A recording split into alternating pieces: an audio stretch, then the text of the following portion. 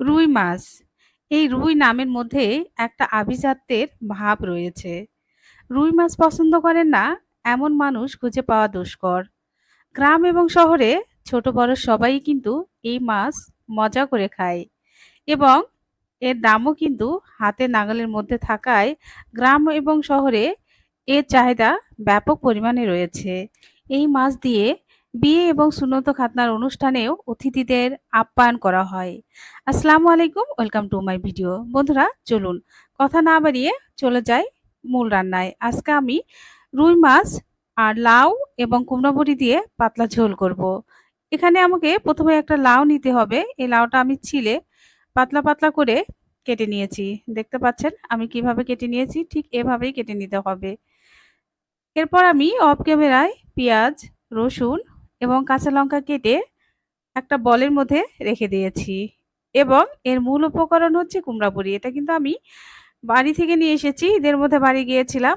মা দিয়েছিল। এটা আমাদের বাসায় তৈরি করা কুমড়া বড়ি। এটা বাজারের কেনা নয়। হাতে তৈরি করা কুমড়া বড়ির স্বাদই আলাদা এবং অফ ক্যামেরায় কিন্তু আমি মাছগুলা ভেজে নিয়েছিলাম। দেখতে পাচ্ছেন উল্টে পাল্টে মাছগুলো একটু কড়া করে ভেজে নিয়েছি এবং একটা কড়াইয়ের মধ্যে পেঁয়াজ, রসুন, লবণ, হলুদ দিয়ে খুব ভালোভাবে আমি এটা ব্রাউন কালার করে ভেজে নিব।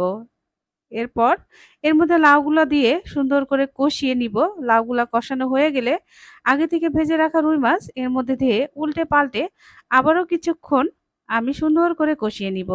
কারণ কষানো ভালো হলে মাছ রান্নার স্বাদও কিন্তু অনেক বেশি ভালো হয়।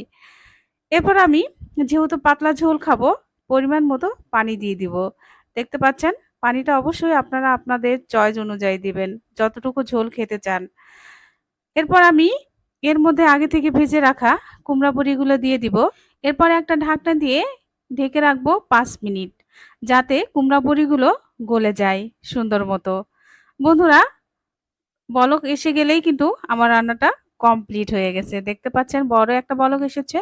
আমি এটাকে খুব ভালোভাবে নেড়ে চেড়ে দিচ্ছি, যাতে বড়িগুলো খুব ভালোভাবে পানিগুলো চুষে নেয় এবং খেতেও যাতে মজা লাগে। দেখতে পাচ্ছেন আমার রান্নাটা হয়ে গেছে।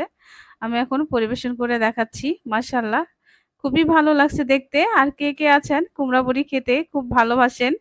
বিশেষ করে আমার তো অনেক বেশি ভালো লাগে। তার উপর আবার বাড়ি থেকে মা নিজে হাতে কুমড়া বড়ি তৈরি করেছে আমার জন্য। মজাই আলাদা সবকিছু মিলে। যাই হোক বন্ধুরা আজকের রান্নাটা কেমন লাগলো কমেন্টস এর মাধ্যমে জানাতে ভুলবেন না। সবাই ভালো থাকবেন। আল্লাহ হাফেজ।